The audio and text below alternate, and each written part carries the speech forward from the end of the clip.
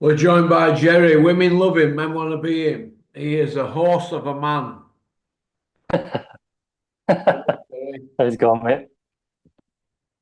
What's the whole story, Jez? What's going on? Oh, Tell nothing your much, Uncle mate. Porky what's happening. Tell me. Not a lot, mate. Just, back on, sorry, I nearly said Monday, but we're off on Monday. Go Just at on. work today. Just the daily grind today. Daily grind, Jerry. We all have a daily grind every day, don't we, kid? Really? Hey, I do. You know what my Yeah. daily grind is, Jerry? Just getting up in the morning. Now I'm an early riser, me, Jez. Up in the morning, run in the morning, and I like to get on bike as well, do some weights. But I always do my 500 sit-ups, Jerry. Always do them. And I 500 up. do that, and then I'm all right for the day then. Bit of tomatoes on toast, two slices of toast.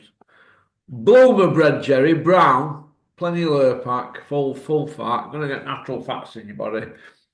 And half a tin of plum tomatoes and how many buddies? And I have a shake at dinner, and that's it. A few gins at night. I'm not a boozer, me though, Jerry. People think I'm a massive boozer coming on here, don't they? They think So I'm you're not here. a Some emails I get saying that Anthony's an alcoholic. I said, why? Just because he's a jock? No, he ain't an alcoholic. It's just that it's like my mum will be like, "Oh, I saw somebody sent me something. I saw you on internet. You had a drink. You're drinking, Russell, on channel on your channel YouTube thing. And like, have you got a drink problem? Well, no, just because you've seen me have a drink. It's like if I have a drink where I'm from, I'm gonna have half a lager. By the time it gets back to my mum, I'm steaming and out my brains off his rocker. Do you know what brilliant. I mean? Yeah. Lot of people had a bit on, don't they? By the time it gets back, staggering about village and that, showing your parents up. What, half a lager? Tripped up getting into my car.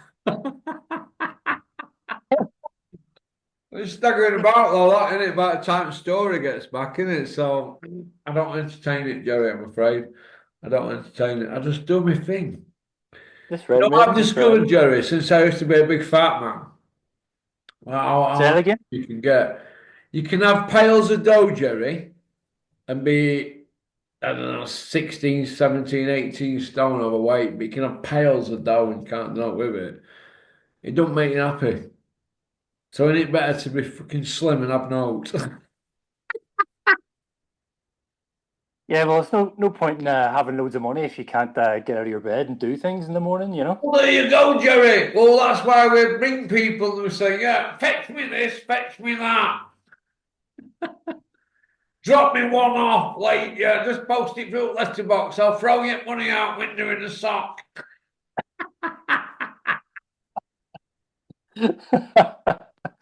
Oh, Look at me Jesus, mate. now, Jerry, fit as a butcher's dog. I'm You're cheekbones like and the my arsehole. you're like the Terminator, mate. And we're going to have a good do at your wedding, Jerry, in October. Hey, Jerry, that's on my birthday, you know. You know I'm going to have to steal the show at your wedding, don't you? You can't do that, mate. You can't do You that. what, Jerry? Do you think I'm bothered about you and your bird if it's my fucking 55th? Oh, Jerry, you give me a serious look then, like you're going to fucking set IRA on me or something. I don't know any IRA, so you're all right. Is Kent IRA? No, he's the other. Is he the other? What's the other? You ask Kent, I'm not at liberty to say. What's McGuigan then?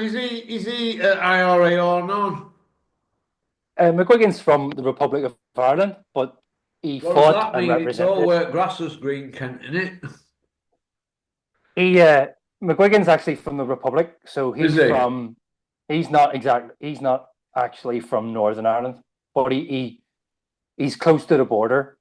So he fought and sort of represented Northern Ireland. You know, Kent who comes on here. He's just got his new iPad. I'm getting him on to Doing all right. Wednesday 7:30 p.m. The Kent comeback. No, Kent is He's one of the best kids I've met through internet. Kent. Yeah, Obviously, I met Rico and Terry, and that. They've been to my home and stayed at my house and all sorts, and we've been out here, there, and everywhere. The most probably best kids I've met because I've spent time with them. But after Rico and Terry, obviously Dennis, Kent's one. I've not met Kent. Yeah, he's an absolute fantastic kid. Richard, who comes up to you know, Big Richard. He's got off. yeah, He said to me. He said to me a couple of years ago now. He said, I think about 3 or 4 years ago. So look, if you want Kent over here, just let me know. I'll fly him over. Richard, no problem with Richard. All like that. He's pretty stand on. I'll fly him over and I'll put him up in a hotel near his, near Richard's. There's a few hotels near yeah. where Richard lives. And you can get him on your channel and we'll take him out on that. So if he wants to come over here, Ken, if you want to come over, just let me know. Just get in touch with Richard and we'll sort it out. Me and Richard will sort you. You can sort flight, I'll sort your hotel. Richard, sorry about that. No, Richard's bang on, Richard. He's not tight, he stands on. So Kent's one of the best guys, but you know all that? My partner's dad's Irish, and there's well, we spoke about it before, haven't we? You know, from like oh, I'll ask you this one. That's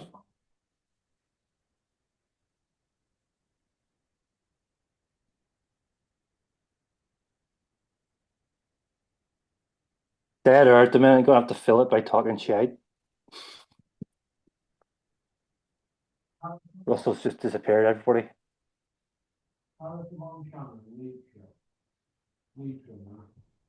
He's told me this before, you know, but I've forgotten. Carrickabon, Sharon, Leitrim, Leitrim, yeah, you told Southern, me that before, actually. Southern Ireland, isn't it, Jerry? Yeah, that's the Republic as well, yeah. Yeah, yeah. You're Northern, aren't you? Yeah, Yeah, when I had Kenton, I got loads of Irish people sending me emails in that were like basically wanted to like do me in, which is not knowing really? emails for me, but obviously I touched on it so much. So if I'm ignorant, I got it wrong. But Kent, when I mentioned something to him about it, he went, "Oh, it's a totally different country." So can you define it, what it means? Uh, yeah. So, Northern Ireland is obviously still part of the UK, and the rest of it is its own country, Yeah, and uh, became its own country like 1922 or something like that.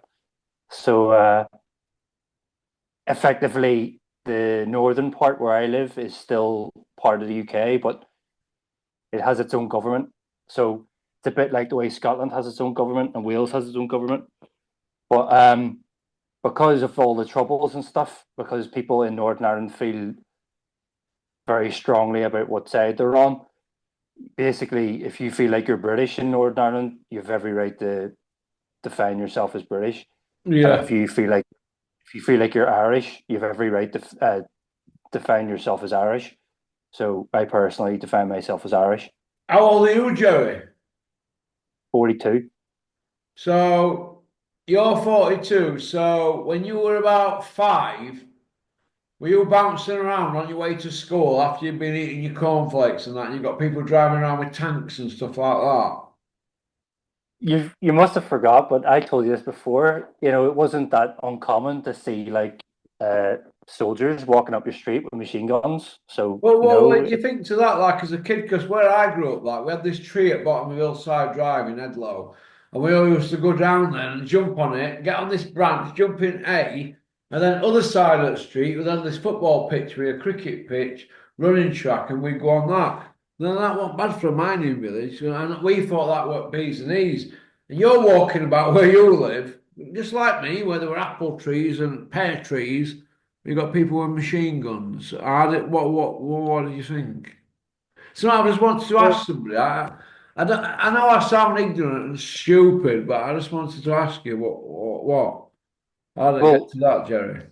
it was probably different for my parents, right? Because they grew up before the troubles, and then obviously the Yeah. troubles happened. But whenever I grew up, uh, that was normal. And hearing about people getting shot every night was normal.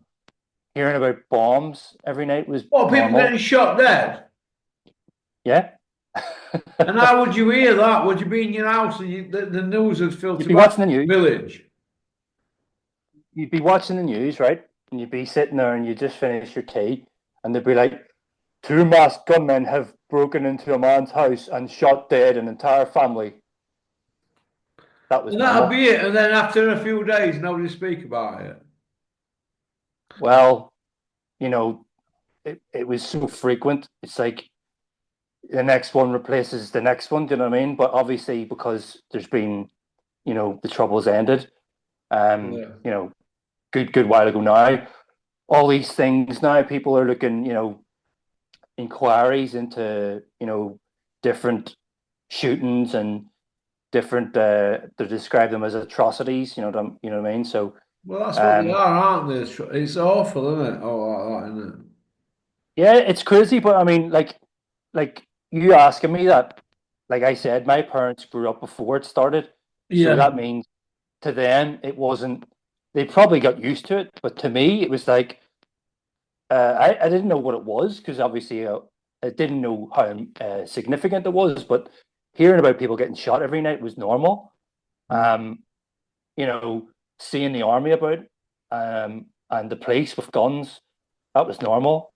And everybody else, obviously, even older than me who grew up during the Troubles, will tell you the same thing, and they'll tell you that rioting and fighting against police and stuff and doing all that sort of thing happened regularly. So, you know, that was that was uh, that was how it was. Yeah. Do you think that kind of thing, Jerry, will always be there, that bad feeling amongst Well, you could say to some extent it's obviously fading, right? But there's obviously people who bring up their children and they'll instill those kind of things into them. And then the kids will grow up with that sort of feeling in them too. But you see, I think they're being outnumbered now by people who are bringing their kids up, with a more neutral kind of opinion. And that's helping that obviously helps, it gradually fade into the past. But unfortunately, these differences have been around for hundreds of years. So it's it's always probably going to be there. I'm sad to say, Yeah. but obviously things are obviously a lot better. I mean, like if you're over here, it's normal. It's just every once in a while there's a rat, usually Well, coming where up you to live? not where I live. Thank fuck. But in interface areas, there are rats during what is known as like the marching season. Sometimes around that time, you'll Yeah. get one side of the community wants to celebrate their beliefs, and then the other side of the community doesn't like that they're walking near where they live, so they'll rat and they'll fight the police. And generally, I try to like not pay attention to that sort of stuff. Just wait till it all blows When you over see it all because go by your front door, Jerry, do you open your curtains and go, oh, and shut curtains? it's only in certain areas. So those areas are few and far between. They're known as Yeah. interface areas. So in some areas like that, you'll have those type of problems. Sometimes though, in the last few years, there's been not as many kind of incidents of this as Yeah. which shows you that things are kind of changing as well. But every once in a while, you'll get some kind of rat for some. They love rats over here. There's no what? they'll, they'll rat for anything over here. I think there was some kind of trouble in Derry a couple of weeks ago, and it was just kids ratting with the police, and I don't even know what it was about. I don't even know what it was about. They just love a good old rat over here, bros. Just going out and throwing bricks at the police and petrol bombs and stuff. Yeah, Jesus. Do you know what, It's Jerry? part of the it's just part of the fabric, mate. It's Don't just worry, like I've a never done it. normal. It's just like a normal bank holiday weekend, especially an Easter weekend in Edlow, where I'm from, kid. That's no man. Belfast, do me a favour, mate. Go to Edlow. That's where it's at. No, seriously. When I was a kid, I used to see it on telly. I know they call it the Troubles, don't they? But it looked pretty brutal, didn't it? And I'd be looking at it and I'd be thinking, wow. And I remember seeing all these soldiers walking up and down with machine guns, and then these kids, 5, 6 year old, just walking by, going to school as if it were nothing. If that were Yeah, mine too, they'd be like, ah, won't be able to that's what I'm saying cope. though.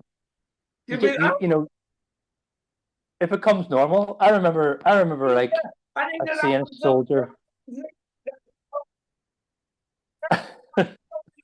McDonald's, chicken nuggets and chips with a fucking fruit shoot. And a Malteser and ice cream down. I can't eat anything except that. Do you know? Do you know? Do you know? Sorry. So I look at stuff like that and I think kids like you who grew up in that era, I have to give them that respect. That's why I've given you probably too much time on this than I should have done. But I wanted to ask mainly because obviously Gemma, she went, oh, ask Jerry about that because the dad's Southern Ireland and Yeah, overnight, and because we were a bit of a debate up there overnight, and I went, this is my opinion. I always thought Ireland was like one, but it's like two countries, isn't it?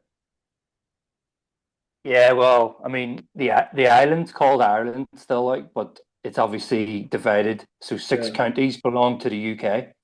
yeah. I see where you're coming from. So, and it's always going to be the same. No, it's going to change because you lot hate that. I'm not saying you, but a lot of people over there they hate British, hate English, don't Yeah, I mean, same sort of way, I guess. Um, I'm trying to think. Same sort of way the Polish hate Germans, they? a bit Yeah. like that. Well, I hope I don't But get done in, Jerry, coming to your wedding. You're not it's not. speaking like this. It's not most people though. It's like you'll get, levels of like Yeah. extreme point of view. So people with extreme point of view would say that, like, do you know what I mean? Okay. Right then, Jerry. I'm just going to throw a few things at you. We'll get to this part one. In Martin Macaulay. Fat as a pig, Michelin man. He look like the Nutty Professor, doesn't he? See him, big 300 pounder. Yeah. Martin Macaulay, you fat pig.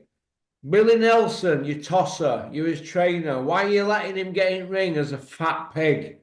How can you put your name to that? That's like me having a car sprayed for somebody and giving them it when it looks like orange peel because they've not done it properly, not buffed it properly. How can you call yourself a trainer, Billy Nelson, you tosser? Letting your man get in the ring at 21 and a half stone. Over to you, Jezza. Well, I've never really. I've always felt like Martin Piccoli,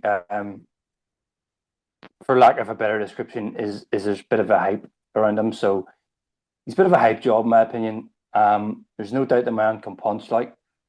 But to me, I felt like he hadn't proved himself, right? So, Jared Anderson is still prospect type material. So his win over him, to me, didn't really, Flattered him, didn't it? it did flatter him, right? It flattered him, but at the same time, even though he got the knockout win, he was taking he was taking a lot of punches to the face. So I always thought someone who could box and move will always beat Bacoli unless they get caught napping. So to me, I've never been sold on Bacoli, right? If I'm truthful. However, I'll give him the benefit of the doubt and wait for the moment to come where he proves me wrong. But now He's a I've big just seen old him. fat man, mate, with big feet. So let's go to part two, Jerry. Yeah, no worries, mate. Go on, I'll see you on part two. One, pop, pop, bang.